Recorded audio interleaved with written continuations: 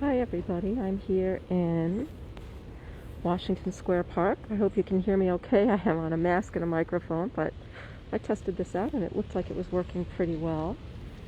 I'm just going to wait a minute to see who comes in to join up. It's a rainy afternoon here in the city of New York. This is Washington Square Park, and it brings back lots of great memories for me because I once was a student here at NYU, New York University, a longer time ago than I would really like to admit. So you can try to guess how long ago that might have been. And we're looking here at the townhomes on Washington Square Park. And whenever I look at these townhomes, it reminds me of one of my favorite novels written by Henry James called Washington Square. Some of you might have seen the films based on it called The Heiress. The one especially with Olivia de Havilland is wonderful. And there's also one later with Jennifer Jason Leigh. So these are the townhomes on which Washington Square was based, and they're still quite beautiful. They're all owned by New York University today. Now today we're going to take a walk around through here and try to imagine what it was like at the time young Theodosia Burr lived here. Many of you probably know that I have written a book about Theodosia Burr called Theodosia Burr, Teen Eyewitness to the Founding of the New Nation. And I thought we'd take a walk today and see what the city was like when she experienced it. So here we are in Washington Square Park, and at the time we were talking about, which is the 1790s, this park was a swamp. And if we were to look on an old map of the time, we would just see swampland marked here. So all of the streets you're seeing didn't exist yet. There were just some bridle paths and some country lanes through here. And we're coming up on the Washington Square Arch. We'll take a better look at that. It was built in 1895 and designed by Stanford White of the architectural firm McKim, Mead, and White.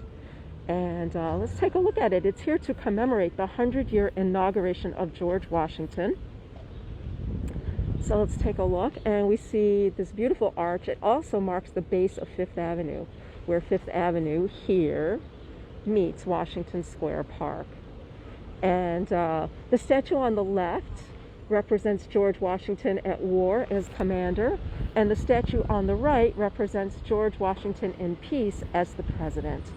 And both statues were not designed by Stanford White. I forgot who designed the one on the right. And you can see the beautiful eagle on the top of the arch up there. It's a cloudy, dark day here today, but this gives you an idea of the look of the arch. Now, some of you might know that Stanford White met a violent end in 1906 when he was murdered by a billionaire. When Stanford White was around 46, 48 years old, he began managing the career of a young woman who was a model. And you know what? I have some notes here. I forgot her name because this is not my time period of expertise. So give me a moment while I check my notes for her name. Some of you might know her name. Her name was Evelyn Nesbit, and the billionaire was Henry Thaw. And Evelyn Nesbit was a young supermodel of her time, and Stanford White was primarily responsible for her success. Hold on a minute. I want to get this out of my way. I'm doing a whole bunch of things here in the rain, just like doing a tour. So Stanford White was responsible for the successful career of 16-year-old Evelyn Nesbit as a model.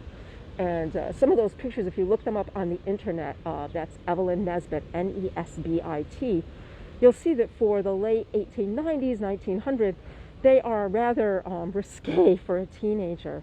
And at 16, she claimed that Stanford White had drugged and raped her, but then went on to have a very long-term relationship with him. She married later, and her new husband, Henry Thaw, was so jealous of Stanford White that in 1906 he walked up behind him while they were at a party and he shot him dead. And it was, a big scandalous murder trial at the time. So that was the end of great architect Stanford White, who designed the Washington Square Arch, as well as many other iconic things around the city of New York. So, I don't have any cash with me, sorry. So we're going to walk here through Washington Square Park. This is the fountain.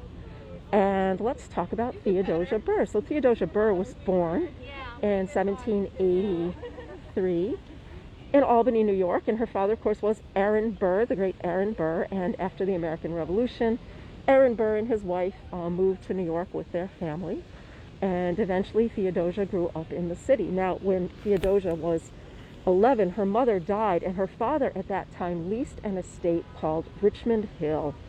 And that's what we're going to be walking through today. Theodosia Burr's teenage home, known as Richmond Hill. And Richmond Hill encompassed virtually all of the West Village we'll be walking through today in that direction. I am currently facing south. The Burrs also kept a townhome to the south of us, and here's the fountain. And if it wasn't so cloudy today, we would be able to see in front of us the tower of the World Trade Center about 1.5 miles away. And that was where the Burr townhome was located on then Partition Street. So when they were in their townhome, they were down in the city of New York on Partition Street, and their country estate was up here, Richmond Hill. I mentioned before, it is a really beautiful fall day here, by the way. That's NYU's Bulbs Library, that all of this land around me here at that time was just a swamp. And there were just farms up here and the massive Richmond Hill estate that we're going to be walking through in a minute. So it's still very beautiful here today. To walk from here to the World Trade Center, it probably would have been about a half-hour walk. I don't know how long it would have taken Theodosia to do the trip by carriage. I'm not sure, maybe 15, 20 minutes by carriage. I don't know, does the carriage go twice the speed of a human? I'm not really sure what that would be. We see from letters between Aaron and Theodosia when she's a teenager that she is often staying in the home on Partition Street and not up here at Richmond Hill. So she may have preferred the society of New York City better to the country life up here at Richmond Hill. But she was the mistress of the estate, and she did oversee its management and running it from the time that she was about 13 years old. So if we were looking south, the townhome would be about 1.5 miles to the south of us. And we're going to come out here onto Washington Square South, which is still all NYU buildings. We're going to take a right, and we're going to head over into the West Village. So here we go. Very nice afternoon. Actually, it's kind of cold and wet and rainy, but I like this kind of weather, and any of you who've taken a tour with me know that weather never stops me from coming out and telling my stories and meeting people. So we're heading west now, still in New York University territory with Washington Square Park to our right. I do believe that there may be a cemetery under Washington Square Park as well, besides that old swampland. And we're going to walk up here to, our next street is Sullivan Street. We're headed to a street called Mcdougall Street next. And some of you might know that I talk about Alexander McDougall quite often. The street is named for him, and Captain McDougall was a ship captain and merchant in colonial New York City. He was also a very well known and well-respected leader of the New York Sons of Liberty. He had a big following in New York among the laboring class, as he had worked himself up from a laborer himself to a self-made wealthy man. McDougall became a merchant. He went on to serve as a general in the American Revolution. And he's buried not far from us on Fifth Avenue and 12th Street at the Old Presbyterian Church. So old Alexander McDougall is a pivotal character in Revolutionary War history. And he would have been older than Aaron Burr. So he would have been maybe 10 to 15 years older than Aaron Burr. So he's a little bit older during the Revolutionary War. Burr and Hamilton were quite young, in their early 20s. McDougall would have been well into his 30s, maybe 40. So we're coming up here now to Mcdougall Street. I guess the only thing about it being cold and rainy today is that there's almost no one out, so we don't have very big crowds. Look how beautiful the park is. There's nothing quite like autumn in New York, right? I guess that's why they made the song. So it's very, very beautiful out here today, if you like cold, wet weather, like I do. So here we go.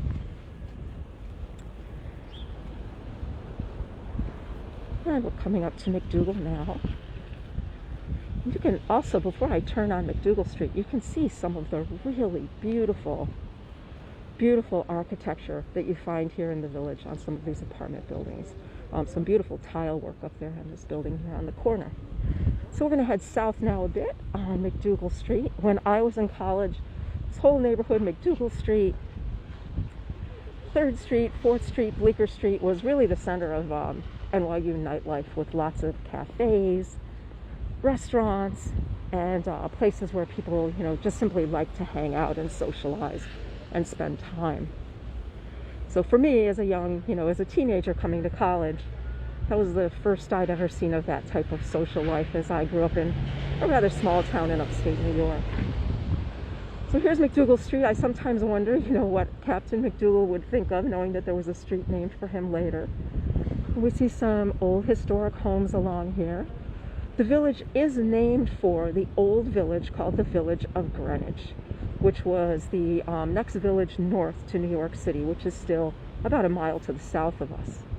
So this was just a farming community up here, called the Village of Greenwich because the shore road on the Hudson River side was the Greenwich Road, and it connected the Village of Greenwich to New York City then. And if you're familiar with the west side, that would be Greenwich Street today, which is not the shore, due to quite a lot of expansion that's been done on both sides of the island. So we walk along, have a few people out. It's a little noisy. And you can see Mcdougall Street here in the village is just a very pretty little area. We're headed actually over here to Mineta Lane, where we're going to turn right. And there was something I wanted to point out to you that I missed, but I'll be able to do that as we come up here. You can see it's still very quaint, very nice here in the village. If you guys have any questions, feel free to type them in the comments.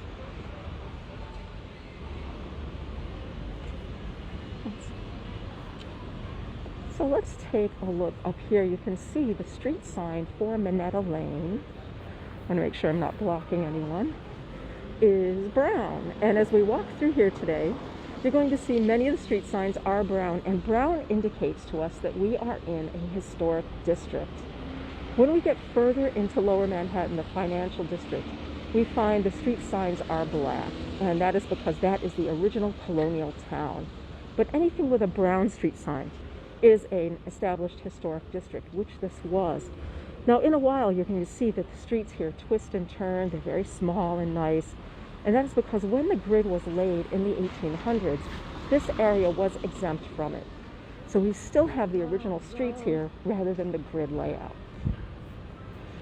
And this neighborhood was exempt from it because of the many wealthy people who lived in the neighborhood, who did not want the grid to ruin the layout of their neighborhood.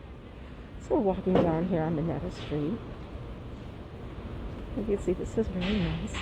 So Mineta Street is not marked on any of our old maps, but when we get to Mineta Lane and we line it up with an old map of New York, or I should say of Manhattan Island, we find a stream here, the Mineta Creek or Mineta Stream. And that's what Mineta Lane is named for today. And we're going to turn left here, and you'll see in a minute that it is a very pretty street. Oh, here we go. And look at this. Very, very nice. Mineta Lane. And you see it follows the old path of a creek or Mineta Stream. We're now in the Burr Estate, the old Burr Estate of Richmond Hill.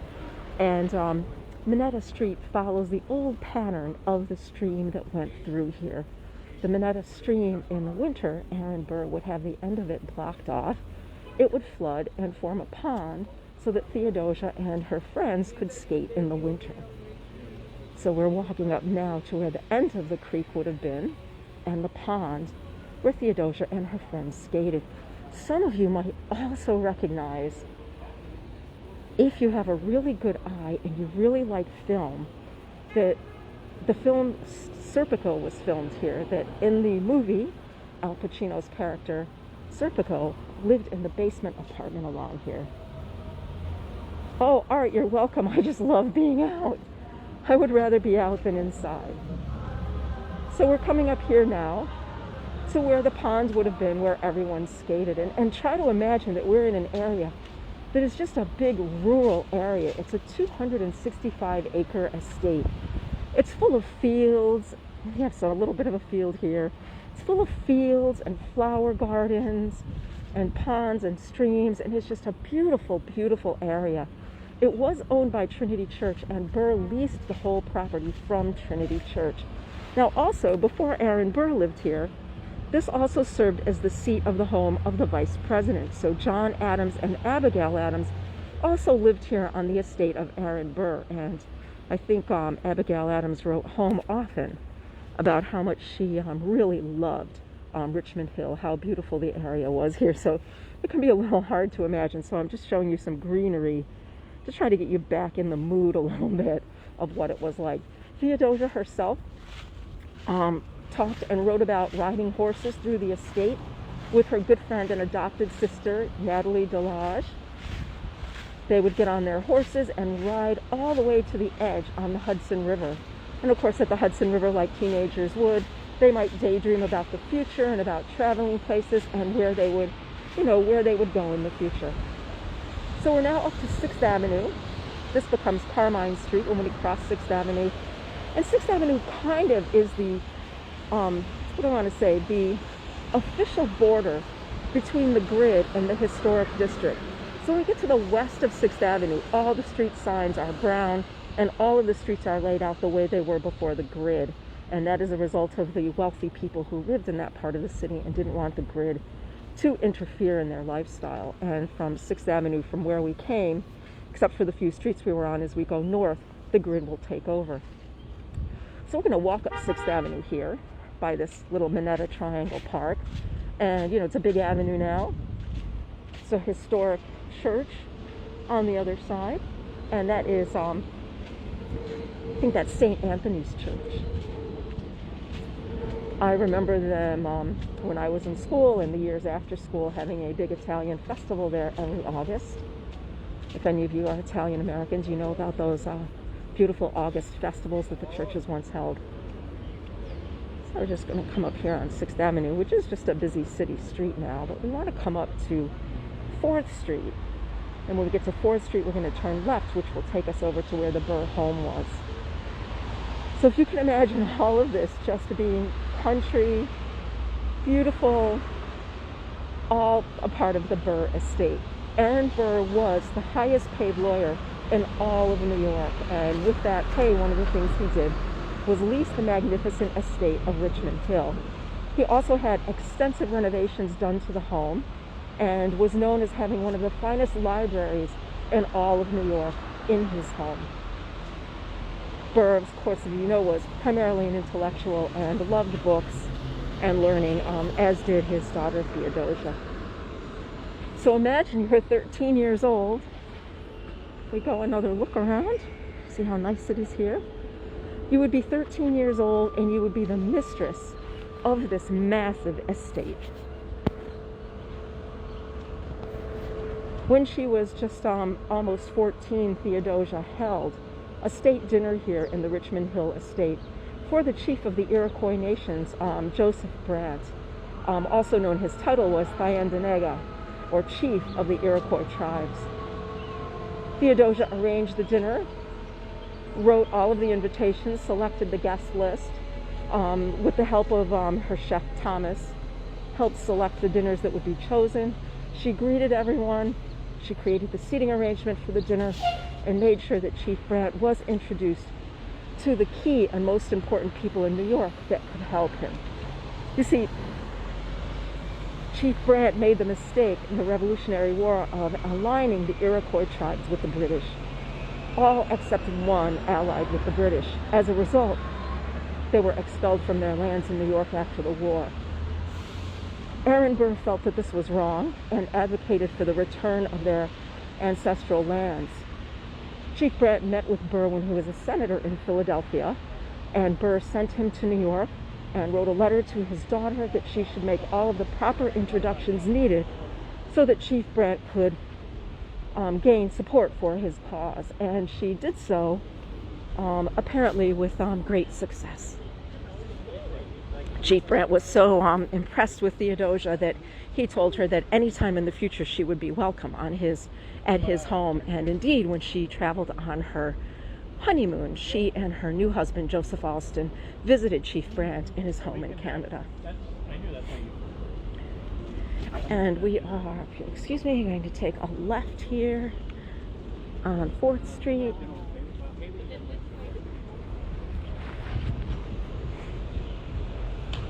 And you can see all the outdoor seating places out here for the restaurants, as we have limited indoor capacity here in the city.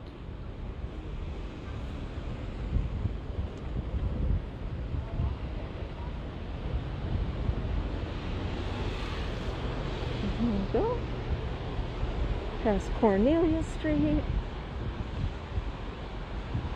I'm sort of impressed that I can still navigate my way through this part of the city, since I don't come here very often anymore.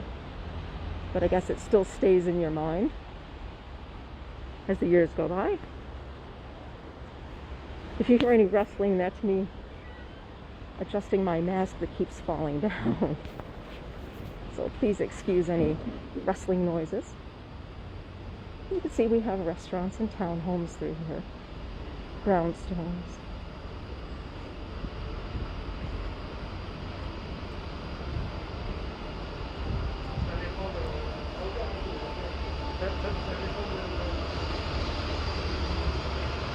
And we're coming up to Barrow Street, where we want to take a left.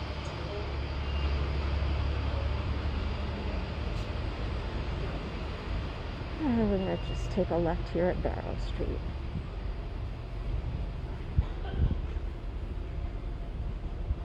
So this would be bringing us now into the heart of the Richmond Hill estate. I hope I'm on the right street. There's no signs, but I do believe this is Barrow Street. If it's not, I might be off by 1 street, but I think I'm in the right place. And I want to cross the street. In the middle of Richmond Hill stood the magnificent home, Richmond Hill, which was fully renovated by Aaron Burr. By all of the pictures, it shows a beautiful balconies with various types of wrought iron and columns, and just a very beautiful, beautiful place. Magnificent wooden staircases inside, and just simply a mansion fit for someone of Burr's esteem.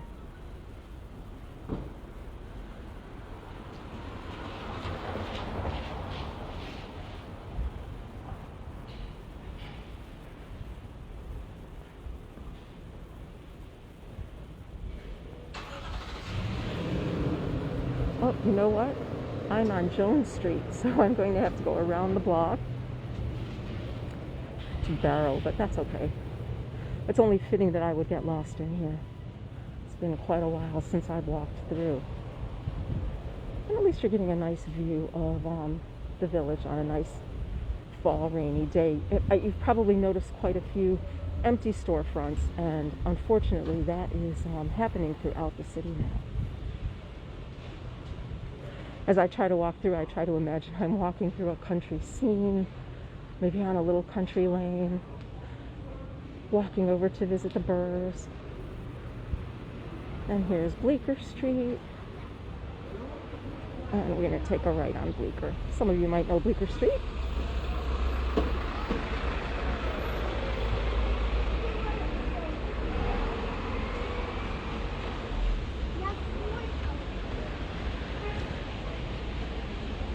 And now we're coming out at 7th Avenue. And again, you can see 7th Avenue is a major avenue cutting through New York City from north to south. And to the west of 7th Avenue, the historic district will continue. And west is the direction in which we're walking now. You got an extra week, buddy. Yeah, thanks. Yeah. You know what's funny? That guy right there was just... There we go. So we're going to come up here to Barrow Street. We're going to take a right. And on Barrow Street, we're going to find... Oh, Joe, hi. Thank you for watching from nice, warm Arizona today. Here on Barrow Street, we're going to find the only remaining building from the old Burr Estate of Richmond Hill.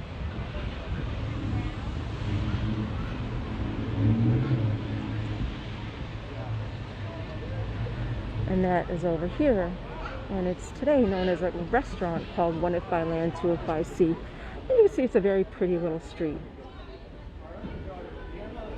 But during the time that the Burrs lived here, this would have just been the country with their stable house. And I am not sure how far from the main house the stable house was located. I don't know if it was right next door or if it was quite a distance away, but that is the restaurant across the street. I get in a good spot so you can get a good view of it.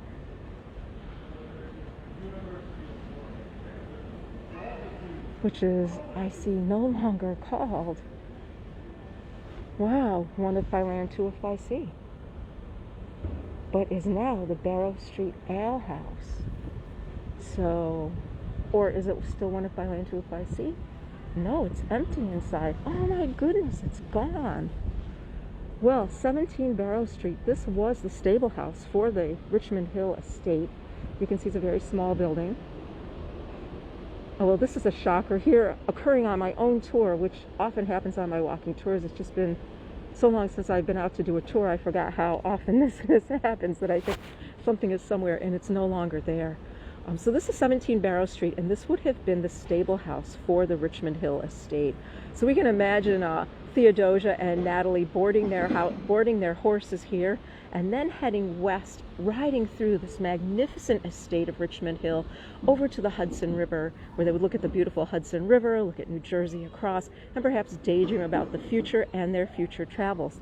Interestingly, both girls will wind up living in South Carolina when they marry. Theodosia will marry Joseph Alston of South Carolina, and Natalie will marry into the well-known Sumter family of South Carolina. So they both will marry Southern gentlemen.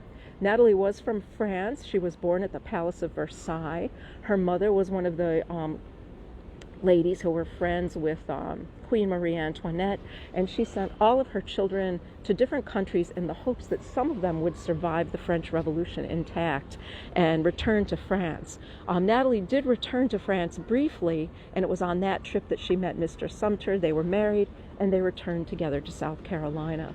Natalie declining to live in her native France, but preferring America, where she was raised. Vice President Burr did adopt Natalie as an adopted daughter, and she grew up in the home with Theodosia and was offered the same educational opportunities as Theodosia, although I don't think she took advantage of some of the higher learning that Theodosia studied. Her advanced learnings in Latin and Greek and history and philosophy and the rule of law and the common law and all of the things that Theodosia studied that were unusual for girls to study at that time. Natalie, though, did offer Theodosia a great education in everything French. French society, French language, French manners, French dance, everything French, so that Theodosia grew up really immersed in French society as well as American society. And she could move freely between the two, effortlessly, having been raised equally in both. And somewhere in there, Theodosia also learned to speak Italian. I'm not sure where that was, but she also spoke fluent Italian and was obviously quite impressive for a young lady of her time. So all of this would have just simply been part of the country that belonged to Aaron Burr's incredible Richmond Hill estate. Now, some of you might know that Aaron was not the best at managing his finances, nor was his rival, Mr. Hamilton. And Aaron, coming into great debt later, sold his lease to Richmond Hill, much to the disappointment of Theodosia, who was already married at the time and not living here. But she still felt it was quite disappointing that her father gave up Richmond Hill and returned back to the townhome in New York City. And this is Sheridan Square. Some of you might know it, intersection of West 4th Street. We're back at West 4th Street. And I'm going to head on back over to Washington Square. So that was our brief little tour of what remains of the old Burr Richmond Hill estate. As we walk along, if any of you have any questions that you'd like me to ask before I say goodbye, please feel free to type them in the comments, and I'll be happy to answer them, either about the area we're walking through today or what it was like in the past. And we can see as we go through here before I say goodbye that there still are quite a number of historic buildings here And these look to me like they are probably, oh, I would say early to mid 1800s through here. They look a little old to be 1900s, and from the style they look like they're probably early to mid 1800s, pre-Civil War, I would say. Not that I'm an architectural expert, I'm certainly not. And here we go, just a really beautiful cold rainy afternoon in New York City, and a little bit of a look of what the city looked like from Theodosia Burr's point of view. And I hope you guys all have a great afternoon. I'm going to run back to the car and get warm, and it was a pleasure having a few minutes with all of you. So take care, and I'll do another one of these again soon.